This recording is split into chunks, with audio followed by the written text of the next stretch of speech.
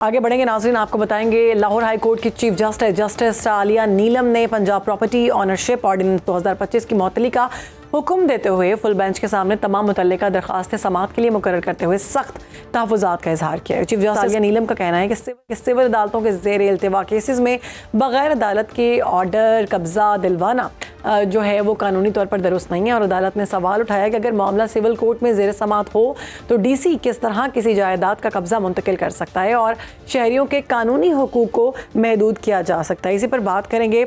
हमारे गेस्ट हमारे साथ मौजूद हैं। ब्यूरो चीफ लाहौर अरसलान भट्टी हमें ज्वाइन कर चुके हैं, और माहिर कानून आबिद जुबैरी साहब इस पर हमसे बात करेंगे। पहले बात करेंगे अरसलान से। अरसलान, कहिएगा कि ये जो सारा मामला सामने आया है, इस हवाले से डिटेल्स दीजिएगा।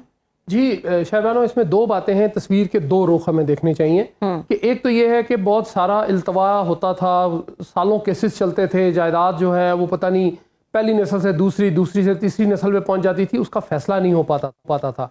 एक तो इस तस्वीर का ये एक रुख है। दूसरा रुख ये था कि जो अदालती जो मसाइल थे वो तो अपनी जगह में मौजूद थे, लेकिन कुछ लोग असर रसूख इस्तेमाल करते थे और उसके बाद वो कब्ज़ा ले लेते थे, और वो कब्ज़ा जो है वो हो सकता है मुखालिफ जमात वाला जो हो, जिसका ताल्लुक ना हो, वो ले लेता था। तो उस हवाले से जो है हुकूमत ने, पंजाब हुकूमत ने एक अच्छा काम किया। उन्होंने इस ऑर्डिनेंस को पास करवाने के बाद इसको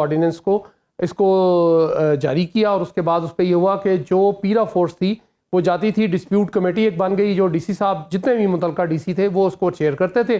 डिस्प्यूट कमेटी के पास केस जाता था और डीसी इसके पे फैसला कर देते थे। अब हाई कोर्ट में ये अपील आई, समाअत के लिए ज़ेर समाअत आई, सीधी चीफ जस्टिस साहब का मार्क हुई। चीफ जस्टिस साहिबा ने यह कहा कि ये कैसे मुमकिन है कि एक शख्स जो है वो मेरे सामने खड़ा हो बतौर अपील लेके अपनी, और उसके पीछे से उसका जो घर या उसकी ज़मीन या उसकी जो भी जायदाद है वो किसी दूसरे के हवाले कर दी जाए। इस पर जो सरकारी वकील थे उन्होंने कहा कि जी मोहतरमा, ये बिल्कुल मुतसादिम नहीं है, ये लोगों को फौरी इंसाफ फराहम कर रहा है। और इसके ऊपर वज़ीर आला पंजाब मरियम नवाज ने भी जो है अपने एक स्टेटमेंट जारी की, और उसके बाद जो है ये फैसला किया गया chief justice Lahore high court. वज़ीर आला पंजाब मरियम नवाज साहिबा की जानिब से मौक़िफ़ के मुताबिक ऑर्डिनेंस शहरियों की मिल्कियत के तहफ़्फ़ुज़ के लिए बनाया गया था, तो इस अवामी रद्द-ए-अमल जो है उस पर कैसे आ सकता है, इस बारे में बताइएगा। जी बिल्कुल, उसमें यह था कि जिन लोगों की तो जायदाद के केसेस फंसे हुए थे साल अदालतों में, वो तो बहुत खुश हुए, और जिनके अभी जाने थे उनको ये तहफ़्फ़ुज़ था कि शायद जो डीसी साहब है वो अप्रोच हो जाएंगे और वो उनको जोर आजमाई कर लेंगे, या वो पॉलिटिकल हो सकता है इन्फ्लुएंस में आ जाएं, जो कि अमूमन नहीं ऐसे होता, लेकिन अगर वो आ जाएं तो उनके खिलाफ फैसला आएगा। तो उन लोगों ने फिर ये अपील की, अदालत में की, और अदालत में ये फैसला किया गया जी कि इस पर फुल बेंच बनाया जाए, और जितने केसेस भी हैं डीसी साहब मुतलका जो इदारा, जो कोर्ट होगा, जो भी कोर्ट होगा, उसमें वो अपनी अपील दायर करेंगे, या वो केस का जो उसका नंबर है या नाम है उसको वो रेफर करेंगे, वहां से फैसला आने के बाद ही डीसी साहब कुछ करेंगे। लेकिन और जितने कब्जे वागुजार कराए गए वो सारे के सारे वापस कराए गए हैं। ओ, ये बड़ी खबर है। अच्छा, आबिद जुबैरी साहब, आपकी जानिब आऊंगी। Chief justice Lahore high court ने प्रॉपर्टी ऑनरशिप ऑर्डिनेंस 2025 की मुअत्तली का हुक्म दिया है। आपके ख्याल में इस फैसले का कानूनी पस मंजर क्या है? बहुत शुक्रिया आपका।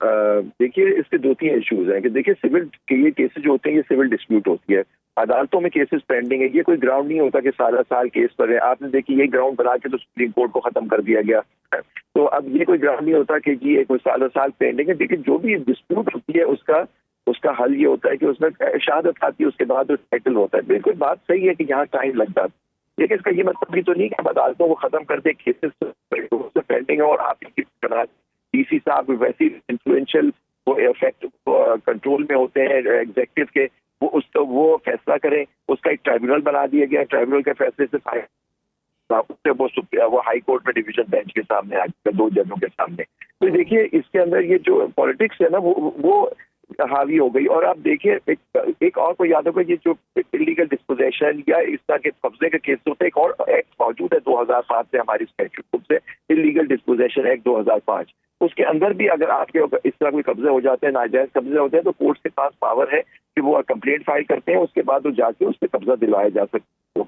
मौजूद है, उसमें कोई कमी आए और उसको सीख सकते हैं। लेकिन ये ट्राइब तो जजों का क्या काम रहेगा? ये सिविल डिस्प्यूट्स में फैसला करेगा, डीसी उसका फैसला करेगा जो खुद हुकूमत के उसमें होता है। और आप देखिए कि ज्यादातर जो कब्जे होते हैं ये सोसाइटीज कर रहे होते हैं, और सोसाइटीज जो होती हैं वो आप देखें वो ज्यादातर इन्हीं पॉलिटिशियंस की, इन्फ्लुएंशियल लोगों की होती है। तो उनके खिलाफ जाके आप कहाँ से उनको रिलीफ मिलेगी, उन लोगों जिनसे कब्जे हो जाएंगे। तो एक ये भी इशू है। तीसरी बात, एक हाई कोर्ट ने तो अभी फाइनल हतमी फैसला तो नहीं किया है, तो ऑर्डिनेंस को देखने के आईन कानून के हिसाब से सही है नहीं। लेकिन आप देखिए चीफ जस्टिस साहिबा की बुराइयां शुरू हो गई, उनके ऊपर शुरू हो गई क्योंकि, और देखिए पाकिस्तान बार काउंसिल ने, जिसका मैं भी मेंबर हूँ, और सुप्रीम कोर्ट बार एसोसिएशन ने इस कोर्ट में कहा है कि कानून सही नहीं है, और चीफ जस्टिस साहब ने जो फैसला किया है सस्पेंशन।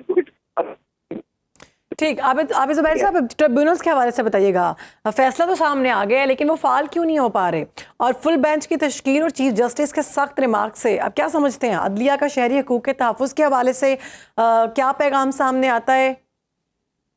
ट्राइब्यूनल से अपनी मर्जी के लोग गवर्नमेंट अपॉइंट करेगी उनका, जिससे जहाँ की जाएगी, और